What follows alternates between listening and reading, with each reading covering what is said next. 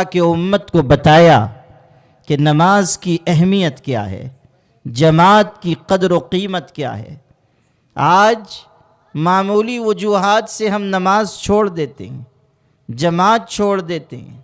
اچھے خاصے دیندار لوگ، علم والے نماز با جماعت کا اہتمام نہیں کرتے، حالانکہ نماز پابندی کے ساتھ، اہتمام کے ساتھ، جماعت کے ساتھ پڑھنی چاہیے۔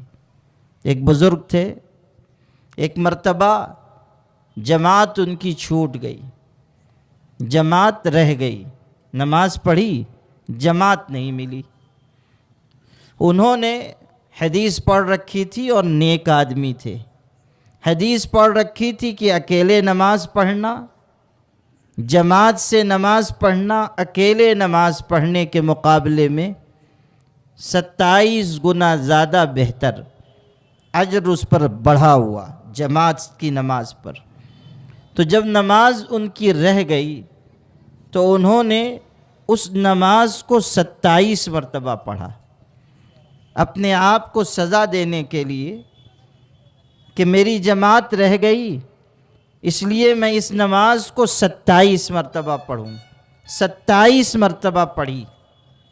رات کو جب سوئے تو اللہ کے فرشتوں کو خواب میں دیکھا، اور عجیب بات، دھیان سے سنیے، فرشتوں نے یہ کہا کہ آپ نے جماعت چھوٹنے پر 27 مرتبہ نماز تو پڑھ لی، مگر جماعت میں جو فرشتے آتے ہیں اور وَلَلضَّالِّينَ کہنے پر آمین کہتے ہیں، وہ آمین آپ کہاں سے لائیں گے؟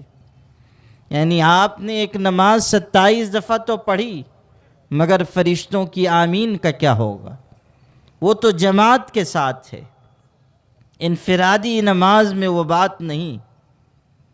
اسے سمجھیے کہ نماز اہتمام سے جماعت کے ساتھ مسجد میں ہونی چاہیے۔ حضور صلی اللہ علیہ وسلم نے یہی سکھایا۔ ارشاد ہے، یاد رکھو، الشیطان ذئب الانسان کذئب الغنم یأخذ الشاة القاسیہ۔ جس طرح بکریوں کے لیے بھیڑیا ہوتا ہے، انسان کا بھیڑیا ہے شیطان۔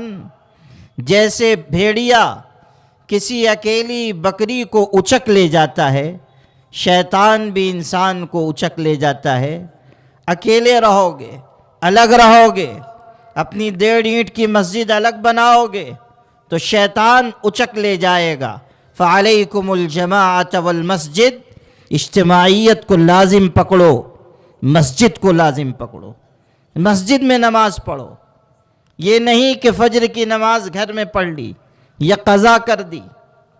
بہت سے لوگ ہیں فجر کی نماز قضا کر دیتے ہیں، اچھے خاصے لوگ فجر کی نماز جماعت سے نہیں پڑھتے۔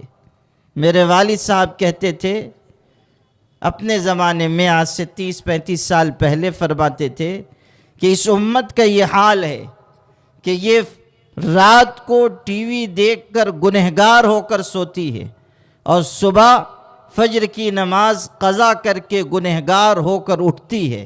امت کا سونا بھی گناہ پر ہے اور امت کا جاگنا بھی گناہ پر ہے، پھر اس امت کو اللہ کی رحمت کیسے ملے گی؟